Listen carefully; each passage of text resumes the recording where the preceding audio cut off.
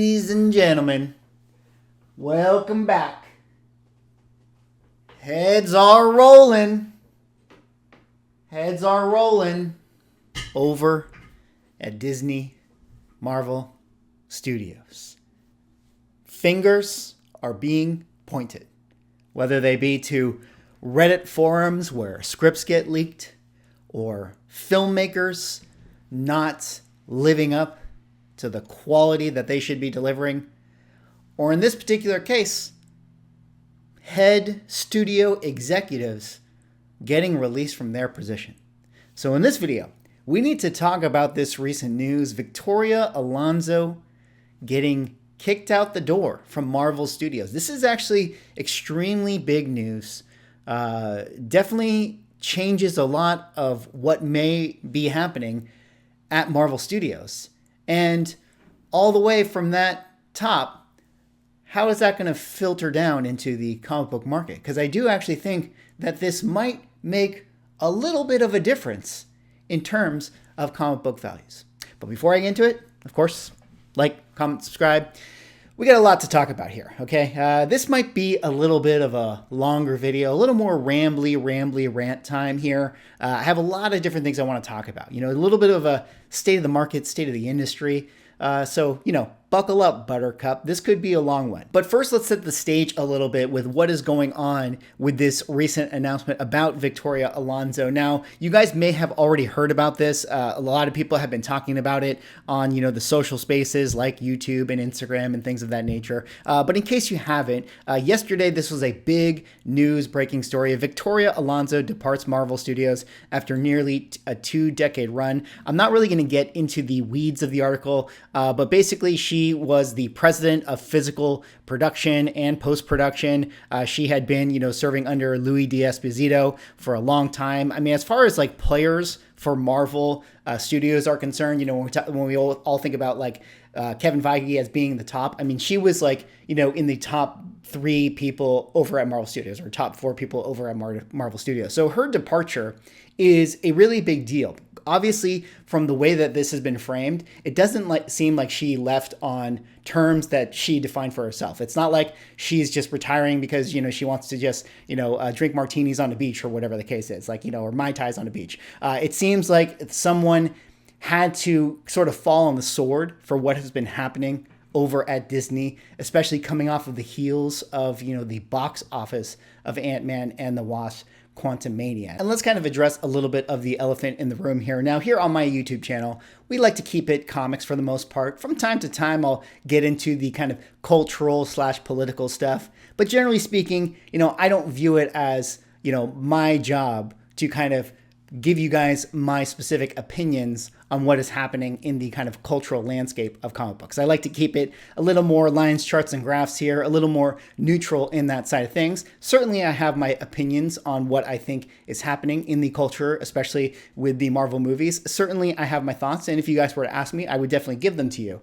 But generally speaking, you know, I don't really like to dive too much into it, because I don't really feel like that's what my YouTube channel here is about. But I do think that we have to address it a little bit with how this plays a factor in the Victoria Alonso, you know, firing, as I will basically call it. Obviously, she has been one of the people that has been pushing, you know, the DEI stuff, the diversity, equity, inclusion. She's been, you know, famous for saying that, you know, X-Men is kind of an antiquated title. Maybe it should be changed to X People. That would have been ridiculous if she actually decided to do that, because I think that would be severely hurting the brand of X-Men, you know, just as a title. And I also think that it would have hurt, you know, effectively some of the values of our comic books if we weren't able to see sort of a one-to-one X-Men right there on the title. I would have definitely had concerns if that was actually going to be the case, though I don't actually think that was ever going to be greenlit. I don't care if you're somebody out there who thinks like Disney is the wokest company ever and that BlackRock was going to force them to, you know, do this stuff for social credit score. Like, I don't actually think that they were ever going to greenlight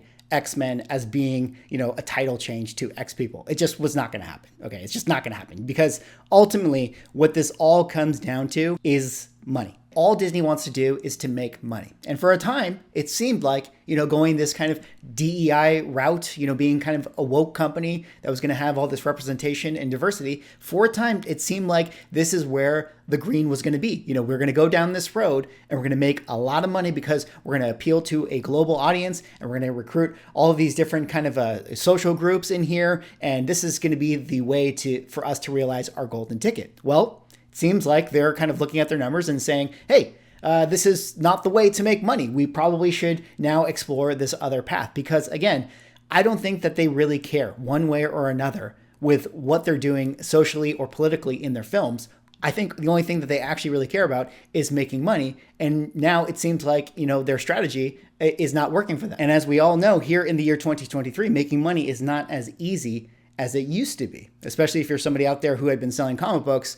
We know that the, free chicken tendies, they're not here anymore. Being able to get butts and seats at the movie theater is not something that is going to be easy for Marvel Studios or any film production company at this point in time. 2023 is going to be a tough year financially for a lot of people, and you have to work harder to win people's entertainment dollars. And it definitely seems like Marvel has not been earning entertainment dollars. I mean, we all know that Ant-Man and the Wasp: Quantumania definitely did not perform at the box office. I mean, based on where it's going to finish, is going to be probably lower than the global box office for what the first Ant-Man film got in 2015, which, definitely seems like that is unacceptable. And I think that coupled with all the production issues that we've been hearing at Marvel, where they had to do a lot of reshoots, there's a lot of production issues, apparently going on with the Marvels film later on this year. They had to do a lot of reshoots for that. Victoria Alonso, also the head of VFX and post. Certainly VFX has been pointed as being a big issue at Marvel, due to the fact that, remember when She-Hulk came out and there was a lot of,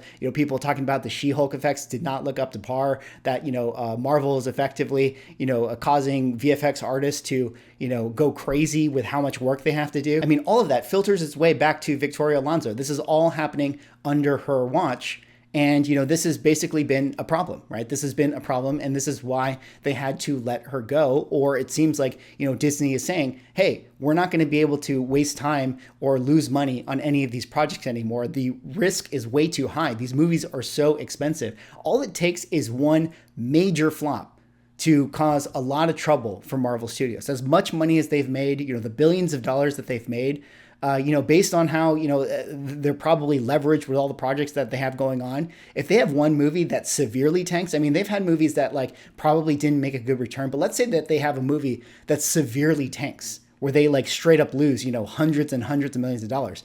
That would put a major, major damper on everything that they have going moving forward, leading into the Avenger films like Secret Wars and Kang Dynasty. So they cannot allow that sort of thing to happen. And this is why now you're getting a lot of their shows being pushed out. A lot of talks of Secret Invasion and Loki are getting pushed because it feels like Marvel has definitely put a pause on a lot of the stuff that they have going on. And I think this is a moment that they have to look themselves in the mirror and really decide, what is going to be the direction of the Marvel Cinematic Universe. If this is really an IP, a property, a brand that we want, going on for the next 30, 40, 50 years, if we're heavily invested in Marvel to when you go to Disneyland, you see Spider-Man, you see Avengers Campus, etc., and you have generations of kids, enjoying these franchises for decades on end, you can't screw up the movies. You're way too invested in this stuff. And so this is something that is both concerning and encouraging if you're somebody who is a comic book collector. Because look, let's face the matters here. For better or for worse, the comic books are tied to whatever is happening in pop culture, right? Whatever the success of movies or TV shows or whatever character is being elevated in the limelight is going to have an effect on which comic books are selling in the market, which comic books are hot, which comic books are trending, and even new comic books, what Marvel Publishing decides to do with the titles and the comic book runs that they are creating. These things are ultimately linked, which brings us back to kind of the main sort of topic of discussion that I want to have in this video. And that's really, taking a look at the state of the market. We know that in 2021 and 2022, things were absolutely insane in all collectibles, specifically that of comic books. Things went to the moon. And here in, late 2022 and 2023, the last 8 months or so, we've been in this bear market. We've seen major pullbacks, major corrections in the market. And with this move happening, let's say Marvel is able to sort of turn it around and kind of hit the same sort of highs that they were hitting, in phase 3. Will we see, that kind of filter into the comic book market? Will comic book prices and values actually be able to go up again if the movies are actually good? It's actually really hard to say. The more I kind of dig into lines, charts, and graphs and look at the numbers and things like that, the more I start to realize and think that on a macro scale, I think it actually doesn't have that much to do with the movies. I think the movies have some effect. Of course, there's going to be, some factor in how it, affects the demand side of the equation. But again, I really think that it's really has a lot more to do with the macroeconomic factors of what's going on with like the federal interest rates, whatever Jerome Powell's deciding to do, which by the way, Jerome Powell, they're having their Fed meeting tomorrow. And there's going to be some information coming about what the interest rate is going to be. It's probably going to be 0.25 basis points, probably going to bring us around to 5%. And I really think that, when we start to get to May and June, that's really going to be the time to figure out what the future of comic book values are going to be. But I will table that because I will probably make a video about that later this week. So bringing it back to this, again, I think that it has more to do with these big economic macro factors as far as like what the values of comic books are going to do rather than these kind of pop cultural events. And I kind of want to show you guys a few little lines, charts, and graphs so that we can sort of talk about this and kind of break it down for you. Because one thing that I thought would be interesting to kind of point out is Amazing Spider-Man number 14. Now, of all of the movies that came out in phase 4, I think we can safely say that Spider-Man 3, generally speaking, was universally loved, right? It was a really fun movie. It made over $1 billion. So you would think that the comic books related to that film would have been able to kind of go against these kind of macro headwinds of the correction that we saw here in late 2022. So I pull up ASM 14, first appearance of Green Goblin, who obviously played a big factor in that film. And I want to just look at the values with you guys and see if that is actually the case, that this one book was able to sort of sustain its prices against the economic market. We can see that like every other book, like every other graph that we've seen here at the 4.0 range, I pull out this graph because it has the highest sample size.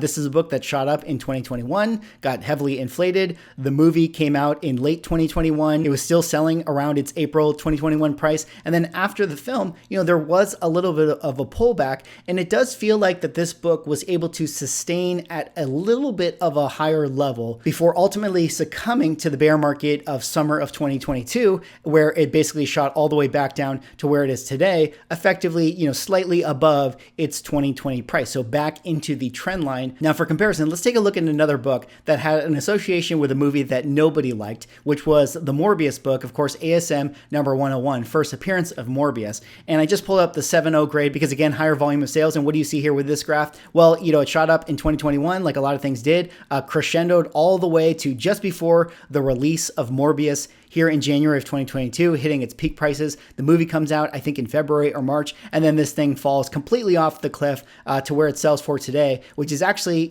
right along the same level that it was selling in 2020, which, kind of makes me think that this book has some potential or it maybe is undervalued at the moment. But let's kind of break down those two journeys where with the ASM 14 one, it seems like after the movie, because people liked it, it was able to sustain a little bit of a higher floor for a time. But eventually, when kind of the macroeconomic factors, hit, it had its pullback like every other book. Whereas the Morbius book, people immediately didn't like it. So you had this kind of, bank run or race to the bottom immediately. But still where it sells for today, maybe is like slightly below where it could be. But generally speaking, it's still sort of around that 2020 price. So no matter whether people like the movie or people didn't like the movie, where we are today, eventually both of these books kind of corrected back down to the levels that they should have been selling at, based on the trend line that we've been seeing in kind of all our index videos. So I say all that to say this, even if getting rid of Victoria Alonso improves the quality of the Marvel movies coming out and we start to sort of turn the corner and we start to sort of get a better product, I don't actually know if that's going to be, big enough of a reason for us to see inflated comic book values. I mean, I do think that, of course, if shows are good, if movies are good, then we'll see, a higher liquidity of books that are associated to those things. But I don't know if we're going to get peak prices. I think really where we see the peak prices is when the money printer gets turned back on, when the Fed starts to pivot, when we are able to reduce inflation, when we're able to sort of start printing money once again, and all of these things that have correlation to, the stock market, to crypto, to assets, to commodities, all of them start to get inflated again because we have more money in the system. And I don't actually think that that's going to happen until, 2024 or 2025 when that pivot actually does occur. Now, I will say that none of this will actually matter if in fact superhero movies go the way of, the dodo bird and, it becomes a genre of film that completely collapses and nobody wants, superhero content anymore. I do actually think that there will be a world where that does kind of factor into comic books and that does hurt, the values of comic books. Obviously, there is some factor, some demand element that plays a role into people wanting to collect comic books. And if we don't have that superhero content, that is really going to be dire for the industry. So if by, releasing Victoria Alonso, if by Marvel kind of refocusing and getting back on track to telling good stories and getting back to their roots of doing good quality product, I do think that that is going to be really important for the health of the superhero genre and ultimately the health of the comic book market and its values. Anyways, that's all I got for this video. That was me kind of going on a little bit of a rant, with everything kind of going on here. I feel like there's a lot of interesting stuff going on in 2023. Again, I think back to one of my predictions for 2023 where I talked about how, when everyone is winning, if you're on a team that is, winning championships, then everyone is happy. It doesn't actually matter if there's like some interpersonal drama or some team drama going on. As long as you're getting to the finals and winning that trophy, everyone is going to have, smiles on their faces. But here in 2023, when things aren't, going so well, when you're no longer a playoff team, when not everything you create is, a winner, there's a lot of trauma. All of a sudden, a lot of the chaos starts to, boil up in the locker room. And we're seeing a lot of that happening kind of in, Disney studios, from people losing their jobs, starting with, Bob Chapek getting replaced by Iger, now with Victoria Alonso. I'm sure that there's going to be more creators, more movies getting canceled, more shows getting canceled, more changes in what is happening in that market. Of course, as it relates to, the comic book market, obviously we've had discussions about, LCS is going out of business, or online, whatnot accounts not being able to generate the same revenue, retail store exclusives not being able to sell as easily as they used to. So 2023, again, is a lot harder to make that money and people have to rethink their strategy. Anyways, that's all I got for this video. Let me know what you guys think. What do you guys think about the release of Victoria Alonso? What do you guys think? Do you guys think that this is going to save values of comic books, or do you think it has more to do with these macroeconomic factors? Anyways, that's all I got for this video. Drop me a like, comment, subscribe if you're enjoying the content. Kickstarter still live, link in the description.